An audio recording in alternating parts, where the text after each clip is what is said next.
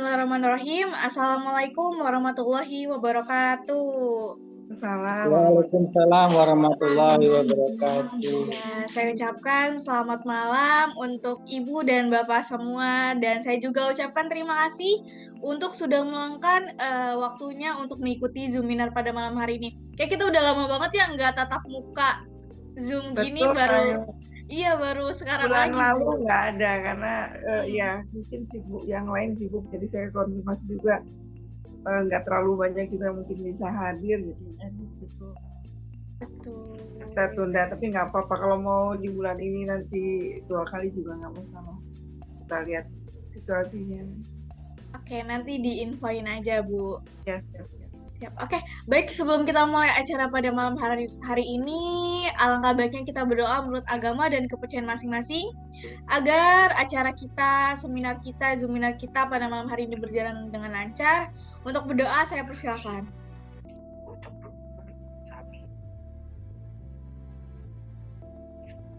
Untuk berdoa selesai. Baik, terima kasih untuk semuanya. Nah, tema kita Zoominar pada malam hari ini adalah kesehatan sistem peredaran darah yang akan dibawakan langsung oleh Ibu Dokter ini. Nah, mungkin untuk bapak-bapak dan ibu-ibu yang baru hadir ya, saya ulangi sekali lagi. Nah, ini ada amanah dari Parifai. Jadi setiap member-member ibu bapak yang ikut Zoom pada malam hari ini bisa ngeklaim hadiah. Nah, hadiahnya apa? 1 saset kopi bahagia. Cara ngeklaimnya gimana? Nah, ibu tinggal komen di kolom komentar, sebutkan nama dan kota asal. Nah, nanti jangan lupa di screenshot, terus nanti diklaim ke MC atau MS-nya masing-masing ya, buat ngeklaim hadiahnya gitu. Baik, mungkin ibu mau langsung ke materinya langsung? Ya, baik. Bisa langsung materinya aja. Saya share ya. Baik.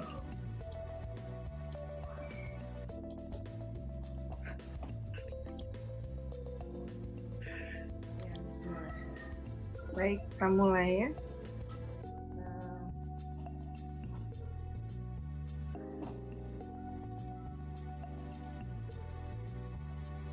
Oke.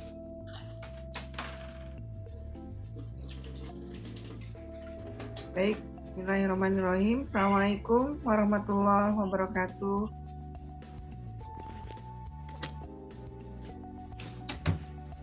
Bisa terdengar suara saya, Bapak Ibu?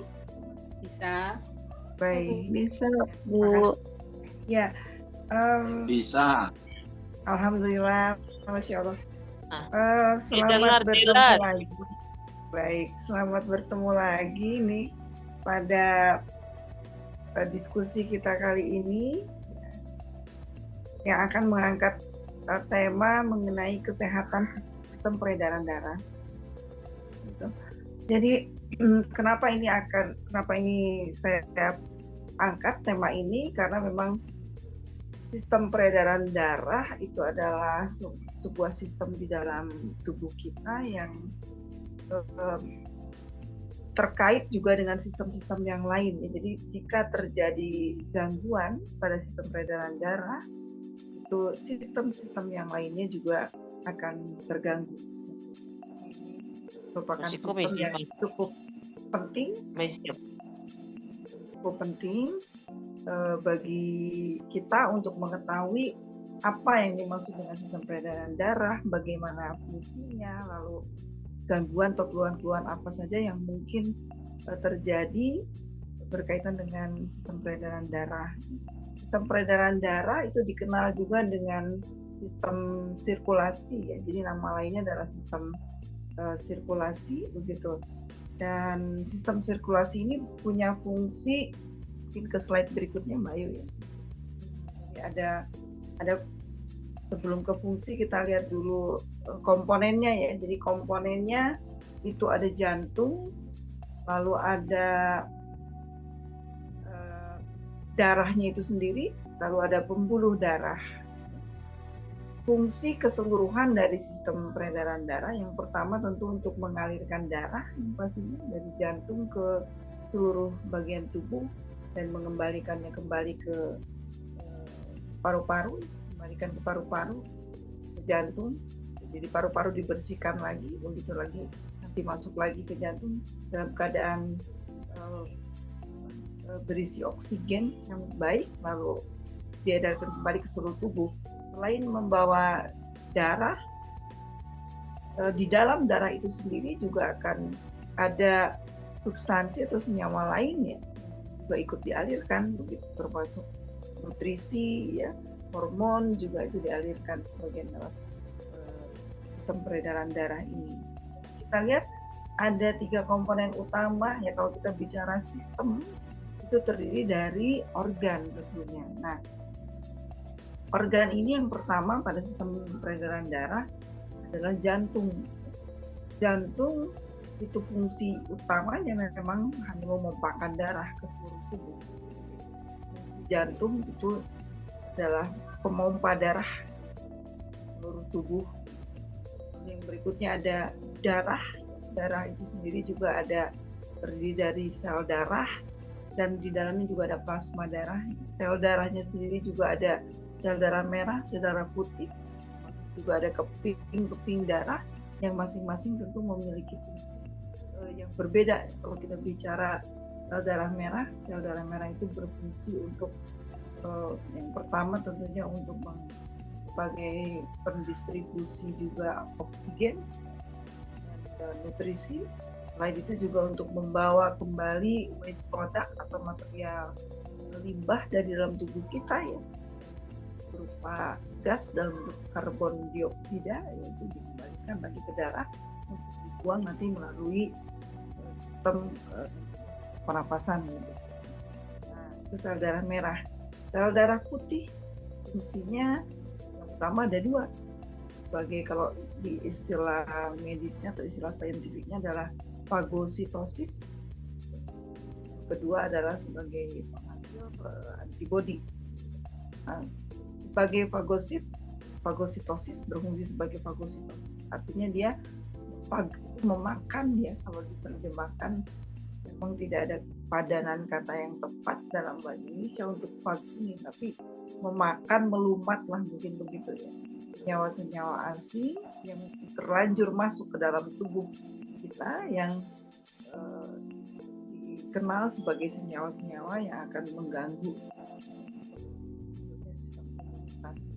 Kedua adalah menghasilkan antibodi, berfungsi sebagai penghasil antibodi itu dari sel darah putih. Jadi jika tidak bisa dituntaskan oleh fagosit sebagai fagositosis, maka akan dikerjakan oleh fungsi berikutnya dengan menghasilkan antibodi sel darah putih. Lalu sel yang ketiga yang ada di dalam darah sebagai komponen darah adalah keping-keping darah. Nah, keping-keping darah ini fungsinya membantu pada proses pembekuan darah jika terjadi luka yang mengakibatkan perdarahan begitu. Maka sel dari keping-keping darah ini nama saintifiknya adalah platelets ya, itu akan membantu proses pembekuan darah sehingga darah tidak terus-terusan mengalir. Nah, tentu dia tidak bekerja sendirian, tapi juga ada komponen lain yang berperan membantu proses pembekuan darah ya, ada vitamin juga, ada mineral juga yang dibutuhkan. Lalu organ yang ketiga yang ada di dalam sistem peredaran darah adalah pembuluh darah itu sendiri. Pembuluh darah itu ada 3 yang utama, ada arteri, ada vena, lalu ada kapiler. Arteri ini biasanya disebut pembuluh darah besar ya, yang dekat dengan jantung, yang langsung menerima darah yang dipompahkan ke jantung, itu disebut aorta. Dindingnya tebal begitu ya, karena desain ya, organ ini didesain memang untuk mampu menahan tekanan besar yang diberikan oleh jantung ketika memompahkan darah, yang dihasilkan oleh jantung ketika jantung memompahkan darah. Allah ya, sudah desain yang sangat sempurna dari Allah Subhanahu wa taala. Yang kalau kita bicara tubuh kita sendiri ini nggak sempat sebenarnya kita membicarakan hal-hal lain yang tak penting begitu. Nggak habis-habis luar biasanya sistem yang ada di dalam secara pembuluh darah, secara keseluruhan pembuluh darah. Suara hilang, Bun. Oh ya, sekarang ada tidak? Terdengar tidak? Bu, mungkin Ibu ngejelasinnya agak lebih dideketin ke handphone Ibu. Soalnya kadang suaranya suka hilang deket. Baik. Baik, kalau gitu saya coba off cam ya Mbak Ayu ya. Iya, boleh. Oke, nanti kalau tanya jawab baru boleh. Baik. Oke. Nah, jadi sekarang jelas? Sudah lebih jelas sekarang? Jelas. Baik. Nah, tadi sampai di mana? Sampai pembuluh darah ya. Jadi pembuluh darah ini struktur sehatnya itu harus elastis. Ya. Yang utama adalah harus elastis. Jadi kalau diibaratkan itu seperti selang yang masih baru, gitu. Jadi dia dapat masuk ke bagian-bagian tubuh lain, bahkan yang sangat jauh dari jantung ya, dengan sangat fleksibel gitu. Nah, nanti beberapa penyakit terkait sistem peredaran darah memang akan banyak terjadi. Yang utama itu keluhannya pada pembuluh darah ini. Jadi itu arteri, lalu vena ya. Vena juga mengembalikan darah ke paru-paru begitu ya. Nanti ada yang untuk dibersihkan biasanya dari seluruh tubuh, dibawa dulu ke paru-paru dan ke jantung, masuk paru-paru, dibersihkan dengan bekerja sama dengan sistem pernafasan gitu ya. Sehingga nanti darah menjadi terisi lagi dengan oksigen yang cukup ya begitu. Lalu kapiler. Nah, kapiler ini ukurannya yang kecil ya. Kecil sekali di antara 3 pembuluh darah ini yang terkecil. Nah, itu yang menghubungkan biasanya dari arteri ke vena, yaitu nanti lewat kapiler-kapiler. Ada yang ukurannya bahkan hanya seukuran sehelai rambut begitu ya. Bayangkan sehelai rambut itu harus berlubang ya, harus seperti selang tadi strukturnya. Yaitu ada pada otak ya, terutama sudah sampai di otak. Pembuluh darah arteri kapiler itu seperti itu. Jadi sangat halus begitu ya. Atau ada juga yang ada di dalam paru-paru kita yang membungkus alveolus, jadi ada organ-organ kecil dalam paru-paru yang memang berfungsi untuk pertukaran udara langsung ya dari di paru-paru itu. Nah, itu diselimuti oleh kapiler yang sangat kecil itu. Nah, bayangkan pembuluh yang sangat kecil itu harus selalu dalam keadaan bersih ya, tidak tersumbat untuk dapat melaksanakan fungsinya dengan baik ya. Nanti akan terjadi kerusakan. Kalau terjadi kerusakan pada pembuluh-pembuluh darah ini, maka akan fatal akibatnya sebenarnya. Fatal memang tidak selalu sekaligus, tetapi dapat bertahap ya kerusakannya itu. Jika tidak ditangani sedini mungkin, maka itu akan menyebabkan dampak yang berbahaya tentunya bagi tubuh secara keseluruhan ya, termasuk juga pada kerusakan organ-organnya. Baik, berikutnya mungkin Mbak. Slide berikutnya. Nah, ini tadi disebutkan fungsi dari sistem peredaran darah. Ini tadi sudah disampaikan. Itu ada ilustrasinya. Begitu rumitnya sebetulnya kalau kita bicara peredaran darah ini.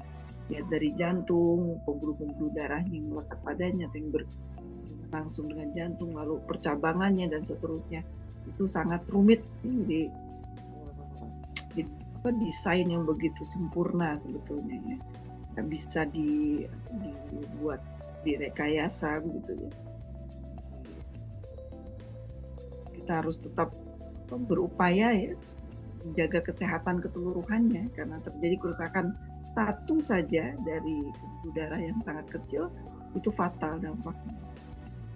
Baik, berikutnya Mbak Ayu, akan cepat karena ini cukup banyak saya berikan gambar-gambarnya. Nah, ini perbandingan ya, ilustrasi perbandingan antara pembuluh arteri, lalu ada vena, lalu dihubungkan oleh kapiler-kapiler. Jadi seperti itu kurang lebih strukturnya. Pada arteri yang sebelah kiri itu kita bisa lihat dindingnya yang ilustrasinya berwarna seperti pink gitu ya, itu lebih tebal dibandingkan dengan pada vena dan pada kapiler begitu ya. Jadi pembuluh darah itu sebetulnya yang selapis sel itu hanya kapiler ya, yang di tengah itu ya. Jadi itu hanya selapis sel ya.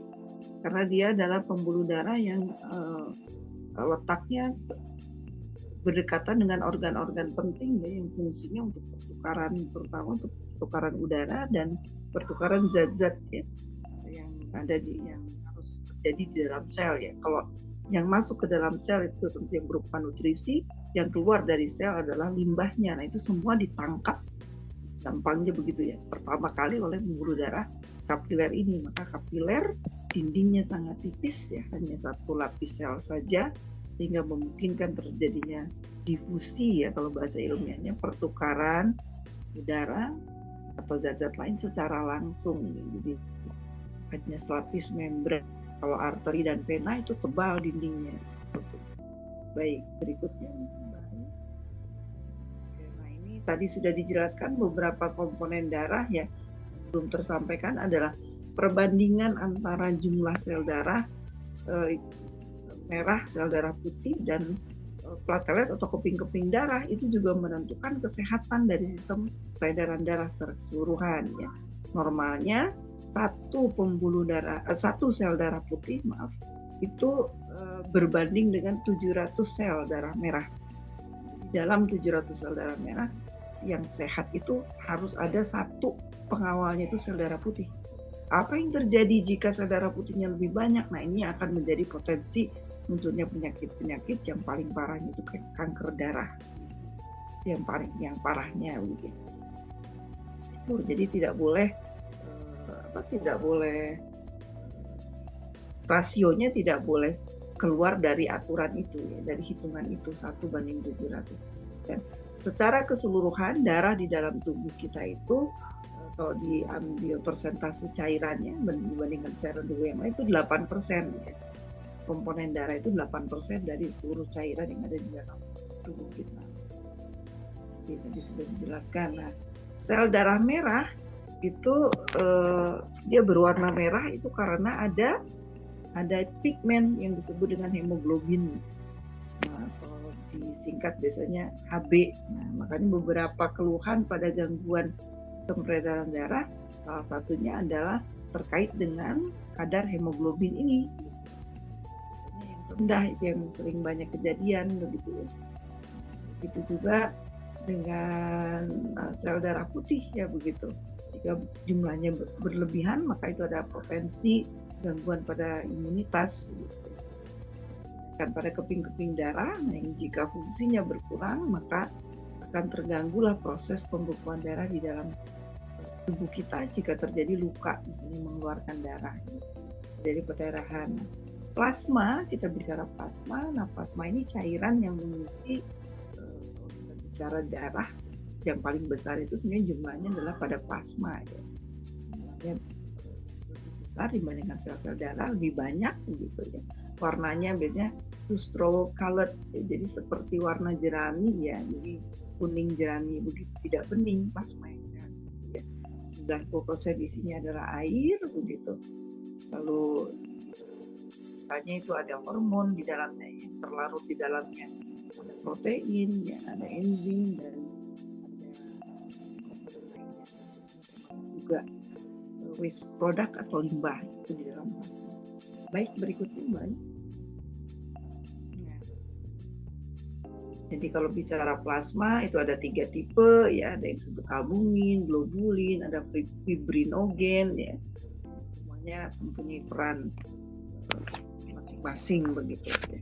Lalu di sini ada albumin dan globulin ya. Globulin itu sebenarnya juga bagian dari protein begitu ya, yang fungsinya mentransport senyawa-senyawa ya, seperti asam lemak, hormon, vitamin ya. Fibrinogen itu bertanggung jawab terhadap pembekuan darah. Sel darah merah tadi sebagian sudah disebutkan fungsinya ya. Di antara ketiga jenis komponen darah ini yang paling banyak jumlahnya tentu sel darah merah gitu. Fungsi utamanya mentransport oksigen. Hemoglobin sudah disebutkan sebagai zat warnanya ya, pigmennya gitu. Bentuknya seperti disk itu lempengan ya, seperti kue donat, cuman tengahnya nggak bolong. Nah, fungsi ini berkaitan dengan struktur ini berkaitan dengan fungsinya ya, jadi untuk memperluas permukaannya sehingga bentuknya seperti itu. Jadi agak melengkung ke bagian dalam ya, sehingga luas permukaannya menjadi banyak, lebih lebar sehingga mampu untuk menyerap oksigen lebih banyak. Lalu, Dokter, suaranya dideketin lagi, dokter. oh baik. Slide selanjutnya mungkin. Baik. Nah, ini ada sel darah putih ya. Tadi sudah disampaikan fungsi sel darah putih ya, sebagai fagosit dan sebagai penghasil antibodi. Jadi, ada bermacam-macam bentuknya sel darah putih ini. Kalau kita bicara sel darah putih, bentuknya bermacam-macam. Dan masing-masing sel darah putih itu memiliki inti sel, berbeda dengan sel darah merah. Sel darah merah tidak memiliki inti sel. Kalau sel darah merah yang sudah matang ya, sudah siap beredar dalam tubuh, itu dikeluarkan oleh sumsum tulang belakang ya, diproduksi oleh sumsum tulang belakang, itu dalam keadaan tidak berinti, sudah beredar. Kalau sel darah putih dia berinti begitu.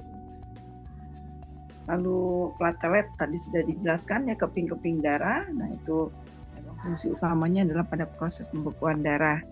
Berikutnya mungkin Mbak Ayu, kita cepat aja, ini masih banyak slide-nya. Nah, ini tadi 3 fungsinya ya, untuk transport, untuk proteksi juga ya, sel darah merah, sel darah itu secara keseluruhan ya, juga untuk regulasi suhu tubuh begitu ya. Jadi kalau terjadi gangguan pada sel darah merah ini, baik bentuk, jumlah dan sebagainya, terjadi kerusakan, biasanya penanda yang utamanya itu yang paling mudah dideteksi adalah naiknya suhu tubuh ya, demam dan terjadi ketidaknyamanan begitu ya.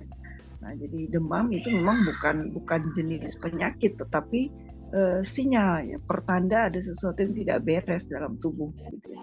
Tidak semua demam itu langsung dikategorikan penyakit begitu, tapi demam itu memang tanda ya, simptom. Jadi kalau demam yang harus diobati sebenarnya penyebab demamnya, bukan demamnya. Kalau hanya sekedar menurunkan itu sifatnya sementara, tapi harus dicari penyebabnya apa. Nah, itu baru diberikan terapi atau pengobatan untuk menghilangkan atau menghentikan penyebabnya. Baik, selanjutnya mungkin baik kita lihat. Nah, ini kalau bicara gangguan kesehatan pada pembuluh darah dan termasuk jantung ya, itu ada saya ringkaskan kurang lebih 10 saja nih yang besar ya. Yang pertama mulai dari yang mungkin dianggap ringan ya, varises begitu ya. Kalau kita bicara varises itu tidak hanya terjadi pada organ di kaki begitu ya. Varises itu apa dulu sebenarnya? Varises itu sebetulnya adalah pelebaran ya dari vena ya, jadi pembuluh darah vena. Kadang juga menggulung ya, twisted, jadi menggulung begitu ya. Biasanya ada di bawah, langsung di permukaan kulit ya, di bagian bawah permukaan kulit itu terjadinya. Nah, itu secara umum seperti itu. Nah, varises ini tidak hanya terjadi pada bagian kaki, sebetulnya memang lebih banyak pada kaki ya.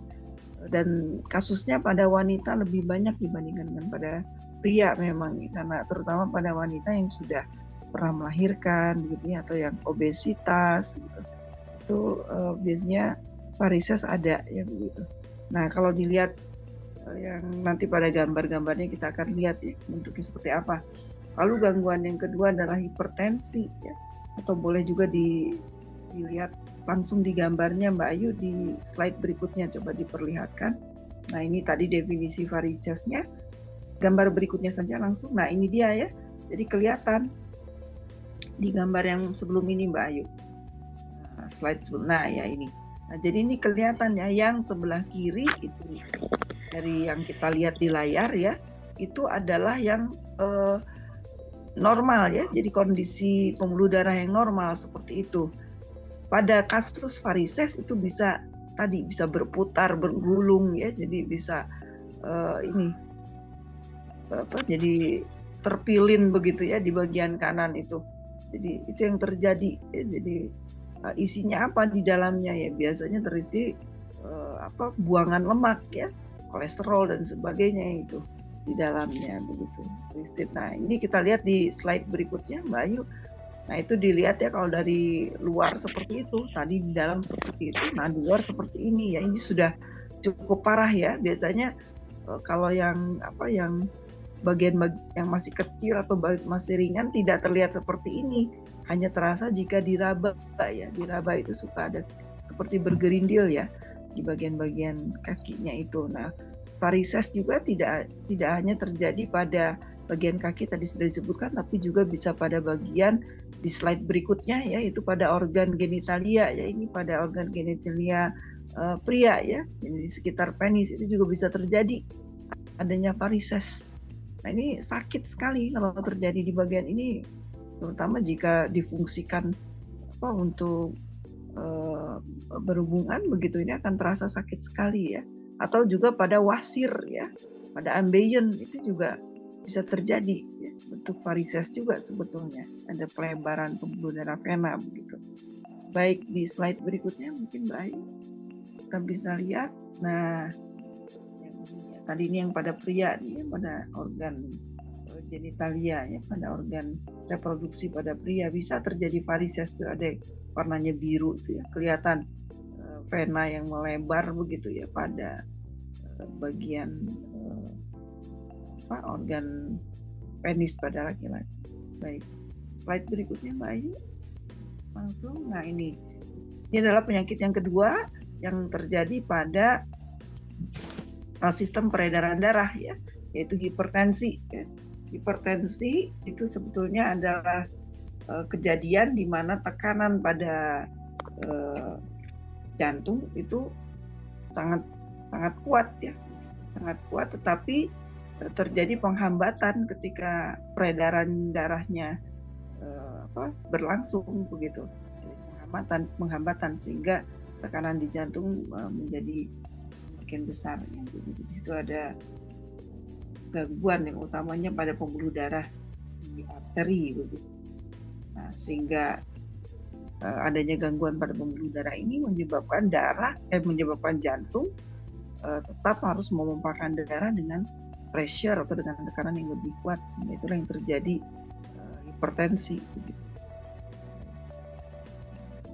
Berikutnya kita lihat slide berikutnya. Nah ini kalau kita bicara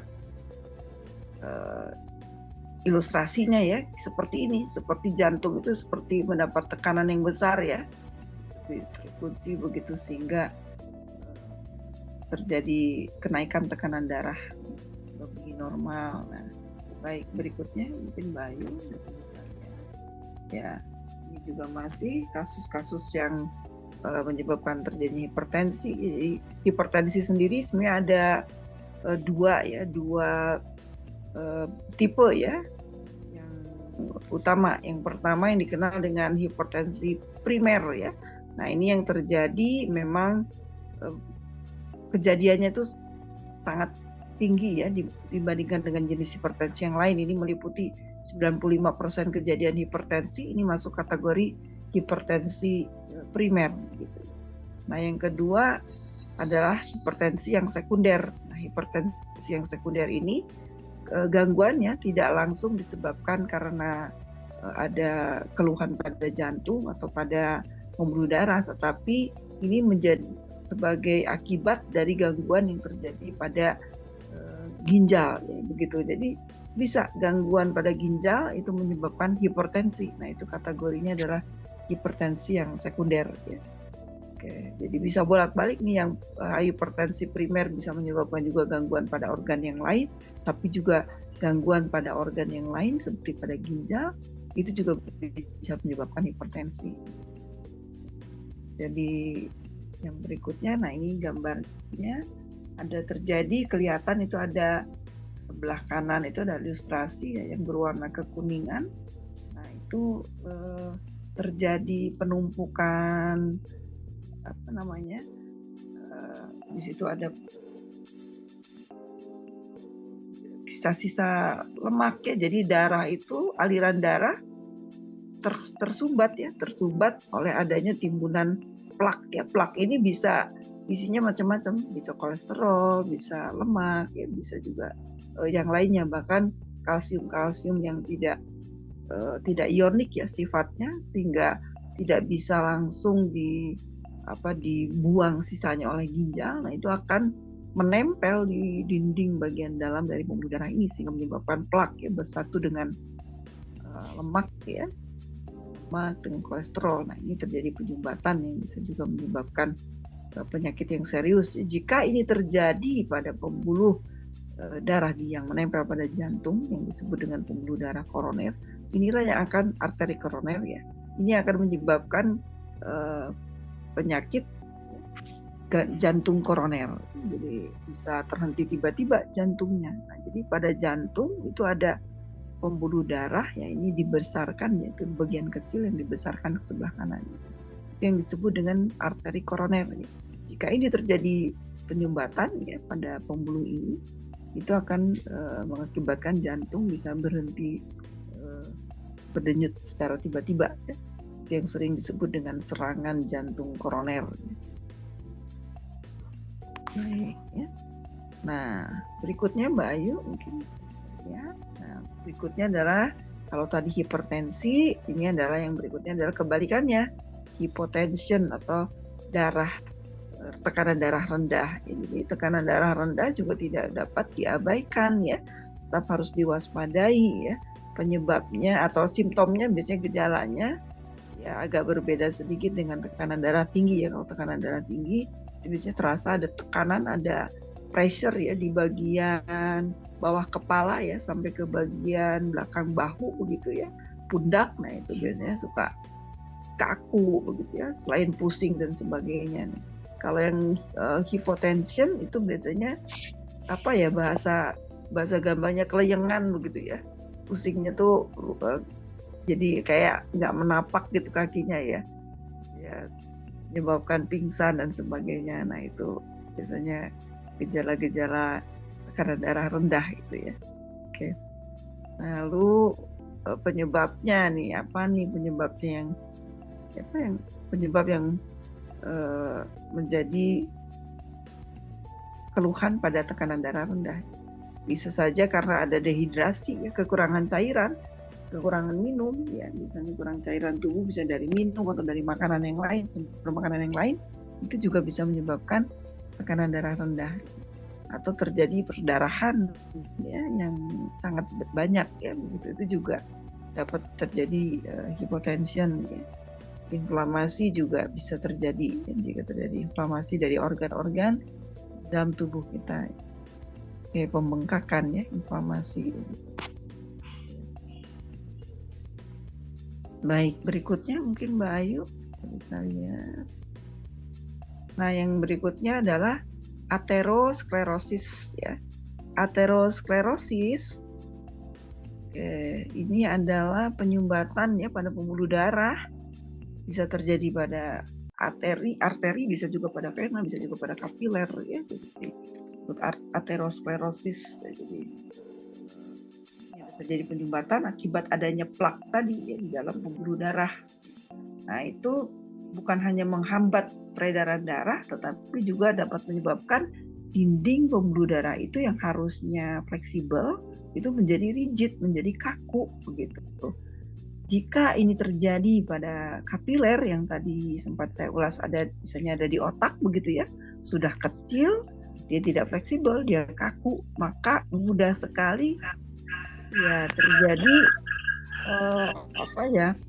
kerusakan ya. Kerusakannya bisa, kalau tongkat itu bisa patah begitu. Ini bayangkan ini terjadi pada pembuluh darah di otak, jadi bocor ya. Nah, itu yang menyebabkan terjadinya stroke ya, biasanya perdarahan pada otak ya, yang nantinya menjadi indikasi terjadinya stroke begitu. Nah, itu coba di gambar di berikutnya Mbak Ayu, kita lihat. Tuh, nah ini adalah gambar dari ilustrasi ya. Jadi pembuluh darah yang di atas itu yang normal ya. Kalau terjadi pada arteri yang normal itu seperti itu, ya, tidak ada gangguan apapun pada dinding bagian dalamnya. Nah, yang di bawah itu yang sudah terkena aterosklerosis tadi. Jadi ada penebalan pada dinding bagian dalam yang mengakibatkan penyempitan pembuluh darah itu sendiri ya.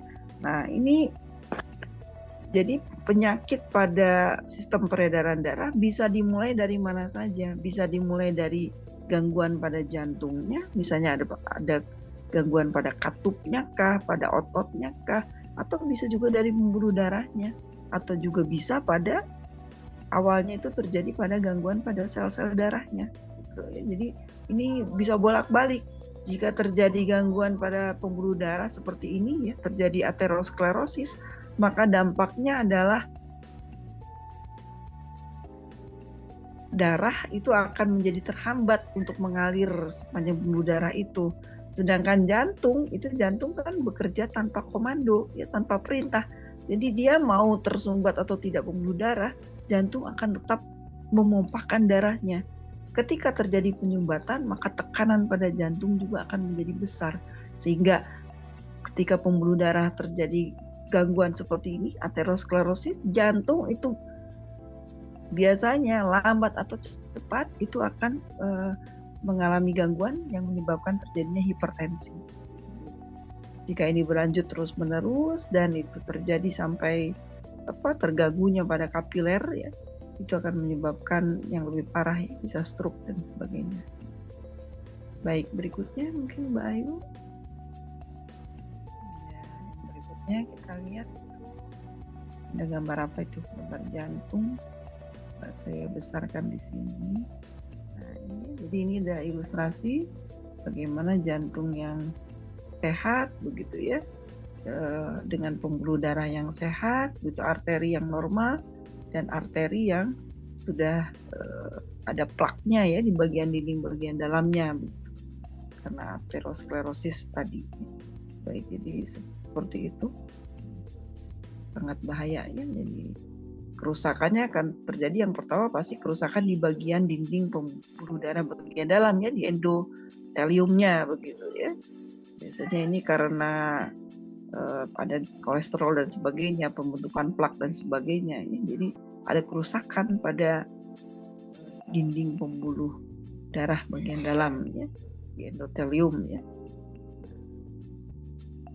Bagaimana treatmentnya sebetulnya atau pencegahannya? Yang pertama tentu harus ini ya, secara keseluruhan nanti lifestyle-nya harus diperhatikan begitu ya, harus ada perubahan pada gaya hidupnya. Biasanya karena penyebab dari timbunan plak itu biasanya yang utama itu karena dietnya atau pola makannya, meliputi jenis makan, waktu makan dan sebagainya, terutama jenis makanannya itu yang tidak tepat tentu ya. Kalau sudah terjadi seperti itu harus bagaimana? Bisa jadi kalau masih awal-awal masih mungkin dengan pengobatan ya, baik medis ataupun herbal, pengobatan kimia maupun pengobatan herbal begitu. Tapi kalau sudah parah itu nggak ada obat ya, jadi harus ada bypass ya, atau surgery ya. Jadi ada operasi biasanya ya, operasi bypass ya, jika terjadinya pada jantung ya. Jadi berbahaya sekali memang. Oke, yang berikutnya mungkin Mbak Ayu. Nah, ini ada heart attack ya, atau serangan jantung ya. Jadi serangan jantung sebenarnya bisa juga diawali karena ada gangguan shock ya, shock pada jantung itu.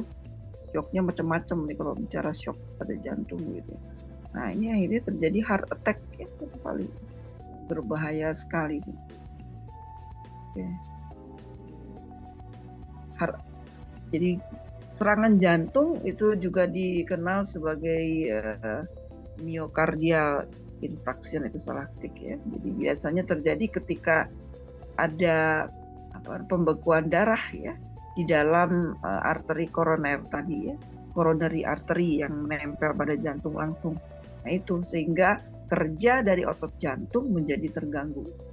Maka ketika terjadi gangguan pada otot jantung, terjadilah gangguan yang disebut dengan serangan jantung ya, karena jantung bisa berhenti secara tiba-tiba ya, pada gambar berikutnya, mungkin pada slide berikutnya Mbak Ayu.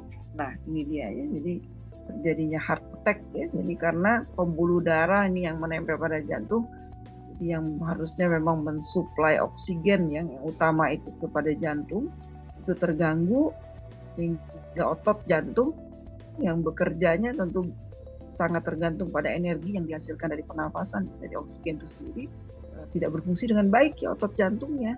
Jadi tidak bisa bekerja dengan baik, bisa terhenti tiba-tiba. Nah, itu yang menyebabkan juga kerja jantung menjadi terhenti tiba-tiba, ya, yang disebut dengan serangan jantung gitu.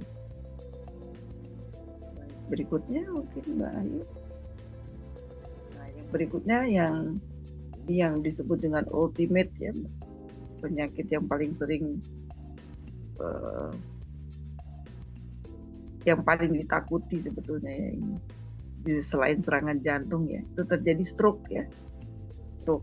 Stroke ini pada dasarnya adalah kerusakan pada otak ya, yang disebabkan karena kurangnya aliran darah ke otak gitu. Jadi terhambatnya aliran darah yang notabene membawa oksigen tadi ya ke otak. Sedangkan kita tahu di pembahasan sebelumnya pernah saya sampaikan bahwa otak kita itu membutuhkan oksigen paling banyak dibandingkan organ tubuh lainnya. Jadi 20% dari oksigen yang kita hirup itu semuanya ke otak dulu gitu. Untuk otak 20%-nya ini. Jadi kalau kekurangan oksigen terjadi pada otak, maka potensi yang terjadi adalah penyakit yang sangat kita takuti bersama ya, stroke gitu ya. Itu akan terjadi. Karena apa? Di situ terjadi kerusakan dari fungsi sel-sel otak. Ya. Jadi itu pada stroke ya. Berikutnya Bayu kita lihat. Nah, ini adalah tipe-tipe dari stroke ya. Jadi stroke itu tipenya macam-macam. Ya. Jadi ada yang disebut dengan ischemic stroke ya, ada yang hemorrhagic stroke ya. Kalau ischemic itu terjadi karena adanya penyumbatan pada pembuluh darah yang ada di otak ya. Sedangkan yang hemorrhagic itu terjadi kebocoran atau pecahnya pembuluh darah ya. Itu terjadi genangan darah begitu nanti di organ otak ini ya. Nah, ini biasanya kalau sudah sampai seperti ini ya, kalau masih ada levelnya ya, kalau masih levelnya ringan masih bisa dikeluarkan atau dibuang, dicairkan dengan obat-obatan ya. Tapi kalau sudah parah harus surgery ya, harus dioperasi. Dan itu kalau sudah sampai vonis operasi khususnya pada otak itu sudah kalau mau jujur ya tidak 50-50 lagi begitu ya. Jadi potensi untuk sembuhnya juga lebih kecil begitu ya. Potensi kerusakan permanennya besar begitu. Jadi gitu. Nah, berikutnya mungkin Mbak Ayu bisa lihat. Nah, ini juga adalah gambar yang menunjukkan bagaimana perbedaan antara tadi yang di highlight ya, yang hemorrhagic tadi ya, jadi pecahnya pembuluh darah di otak begitu ya. Seperti ini bisa muncrat darahnya begitu. Karena tekanannya cukup besar begitu ya. Ada kapiler kalau pecah, nah sudah terjadi genangan lah di otak. Nah, itu kalau tidak segera dibuang atau dikeluarkan, itu akan terjadi pembekuan di area tersebut. Nah, itu sudah mengganggu keseluruhan fungsi dari otak, yang otomatis organ lain juga akan terganggu, maka bisa terjadi kelumpuhan ya, atau mulai dari terjadi kematian sel-sel di bagian-bagian tubuh tertentu gitu ya. Ya, karena otak ini kan pengendali semua sistem di dalam tubuh kita. Jika terjadi gangguan pada sistem pengendalinya ini, maka akan terjadi gangguan secara keseluruhan. Baik, berikutnya mungkin Mbak Ayu. Nah, ini yang disebut dengan aneurism ya. Aneurism itu terjadi Halo Dek, kalau kita hilangkan suaranya satu aja satunya. Ya. Ada pembentukan semacam, bisa di mute ya, yang lain ada kantung-kantung begitu ya, seperti balon-balon di pembuluh darah. Mungkin di slide berikutnya langsung kelihatan Mbak Ayu, biar gampang lihat ilustrasinya ya. Penyebabnya dulu lah, penyebabnya bisa terjadi karena faktor bawaan dari lahir ya, bisa juga karena ada aterosklerosis sebelumnya ya, atau adanya terjadi trauma atau infeksi ya dari mikroba tertentu. Bisa terjadi, bisa dilihat gambarnya mungkin langsung Mbak Ayu ya. Pada slide berikutnya. Oke. Slide berikutnya. Nah, ini yang terjadi ya, aneurism itu. Jadi terjadi penggelembungan begitu, kayak bentuknya kayak balon-balon gitu ya. Ini contoh pada aorta ya, yang kiri itu normal. Kalau terjadi aneurism itu bisa seperti yang di sebelahnya itu ya. Jadi itu gangguannya pada pembuluh darah ya. Oke, berikutnya Mbak Ayu, kita lihat ada gambar lagi itu berikutnya. Nah, ini juga ya, ini contoh ilustrasi juga ya, bagaimana aneurism itu terjadi ya. Jadi pembuluh darah yang normal ya bentuknya ya lurus-lurus aja gitu ya, tidak ada pembentukan yang lain-lainnya, tapi ini bisa ada seperti balon ya, strukturnya gelembung-gelembung gitu, itu terjadi ya. Nah, ini ada bagian ya yang luar biasa ini, kalau diperbesar itu ada di bagian yang sebelah kiri atas itu seperti itu. Jika sudah terjadi aneurism, terjadi lagi rupture ya. Rupture itu robek begitu ya, rusak begitu, sobek atau pecah ya, itu akan keluar juga, terjadi perdarahan juga ya. Nah, ini juga bahaya jika terjadi ini, bisa di seluruh bagian tubuh ya, bisa di bagian tubuh, bahkan di arteri yang besar aja bisa terjadi seperti ini ya. Nah, itu sudah fatal kalau begitu. Baik, yang berikutnya Mbak Ayu. Kita lihat. Nah, berikutnya adalah yang ke-9 itu. Yang 9 itu adalah kardiomiopati ya. Kardiomiopati itu adalah kondisi kerusakan ya atau pelemahan ya pada otot jantung begitu. Nah, kita langsung lihat saja ke slide berikutnya. Baik. Nah, ini ada penyebabnya. Nah, ini yang perlu diwaspadai. Penyebabnya ini yang kita harus waspadai ya. Jadi, jika terjadi hipertensi dalam waktu yang lama. Nah, ini hipertensi dalam waktu yang lama itu bisa menyebabkan lemahnya otot jantung ya. Jadi bonus yang tidak mengenakan ya, sudah hipertensi lalu lemah jantung, nah itu sudah paketnya seperti itu memang ya. Lalu ada gangguan pada katup jantung, itu sudah otomatis, kalau sudah ototnya terganggu, katupnya terganggu, otomatis jaringan pada jantung akan terganggu dan seterusnya ya. Rapid heart rate, nanti ada denyut nadi yang tinggi begitu ya. Gangguan metabolik ya, termasuk nutritional deficiencies ya. Nutritional deficiencies itu ada kekurangan ya nutrisi ya. Jadi gangguan kekurangan nutrisi ya, defisiensi nutrisi, juga vitamin esensial ya atau mineral ya, khususnya vitamin B begitu, B1, selenium, kalsium dan magnesium.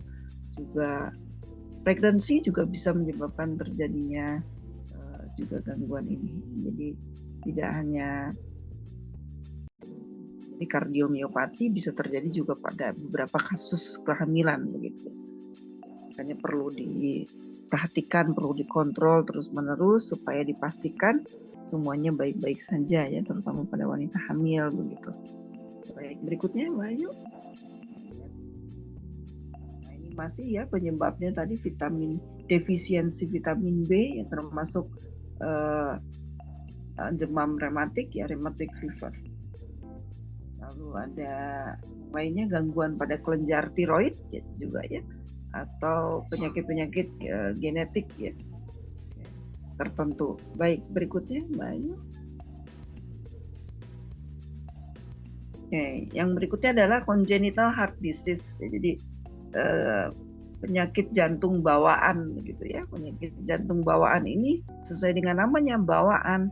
Berarti gangguannya memang sudah ada sejak lahir begitu ya. Oke, ini umumnya tidak dapat disembuhkan dengan mudah, hanya bisa dikurangi mungkin gangguannya gitu ya. Gangguannya bisa dikurangi, diredakan begitu. Tetapi untuk sembuh total itu sulit karena memang sudah bawaan dari lahir ya. Jadi struktur dari jantungnya sendiri atau fungsi dari jantungnya sendiri sudah abnormal sejak terjadi perkembangan dalam kandungan begitu ya, hingga dilahirkan begitu. Baik, berikutnya Mbak Ayu. Nah, jadi itu semua yang bisa